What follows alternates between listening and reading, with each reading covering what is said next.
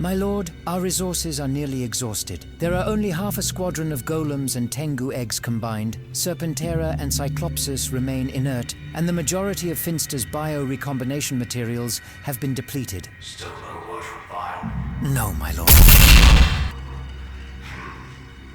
Conniving opportunist. I told you, didn't I? My poor, foolishly flayed cadaver of a husband.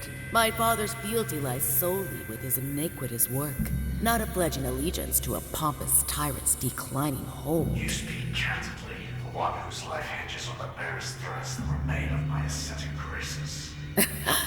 No, it is your life that hinges on mine.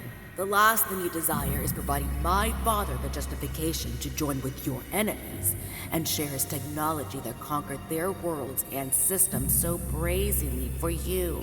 Why, that would be a far bigger blow to keeping your proverbial crown over that pulsating brain of yours than tucking your tail between your legs and heading back to Altar without the Rangers' precious power coins and machines. Do not test me, Rita, lest you forget there are far less agonies to suffer than a merciful death. Gazing upon you is my vigilant reminder of that, my lord.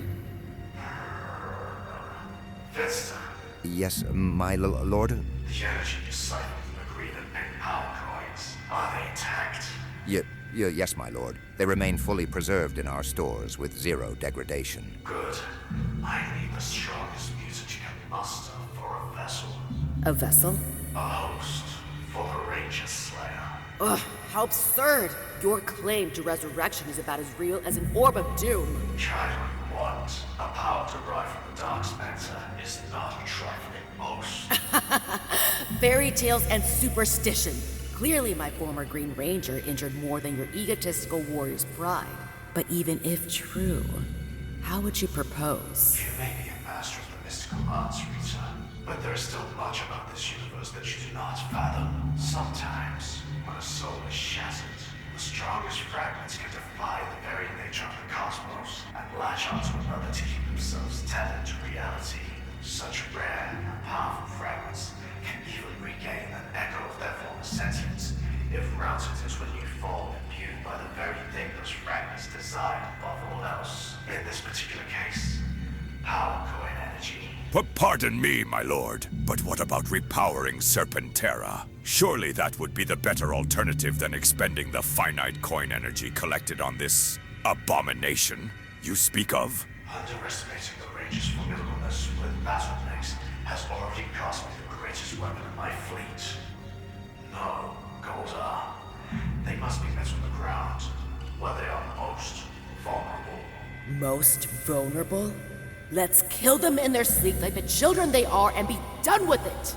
I am not a coward, Rita. My victory over the Rangers must be absolute and untainted by cravenness.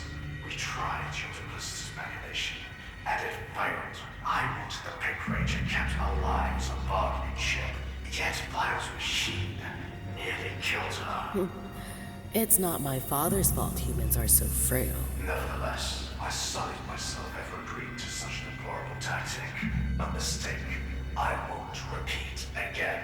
You Eltarians and your asinine sense of honor will be the end of you just like it was for Zordon, Zedd. But don't pretend my plan was all for naught. Besides the ample amount of coin energy procured, my precious cat has replaced the Pink Ranger. She does not yet have the training or experience of her predecessor, which is to our advantage if we act quickly. I have no need for any more of your unsavory ruses. The Ranger Slayer's revival is all that is required to finally extinguish Zordon and his children. Ugh, fine then. Keep playing your delusions of necromancy. Finster, you have one day to create me a promised vessel. If you fail, your life is forfeit.